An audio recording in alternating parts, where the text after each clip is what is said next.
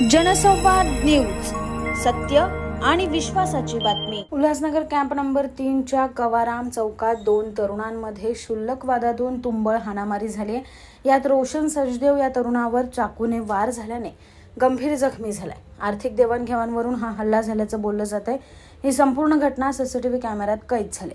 आता या प्रकरणी मध्यवर्ती पोलीस ठाण्यात गुन्हा दाखल करण्यात आला असून पोलीस अधिक तपास करत आहेत। रोशन सचदेव आणि आरोपी दुर्गेश कुमार गुप्ता यांच्यात यापूर्वी देखील किरकोळ वाद होते। याचाच राग मनात धरून दुर्गेश कुमार याने रोशन यांच्यावर चाकूने हल्ला केला। यात रोशनला जमिनीवर झोपेपर्यंत मारहाण करण्यात आली, तसेच चाकूने हातावर पोटावर वार करून गंभीर जखमी केले। ही संपूर्ण घटना सीसीटीव्ही कॅमेऱ्यात कैद झाली। आता या प्रकरणी मध्यवर्ती पोलीस ठाण्यात गुन्हा दाखल करण्यात आला असून पोलीस आरोपींचा शोध घेत आहेत।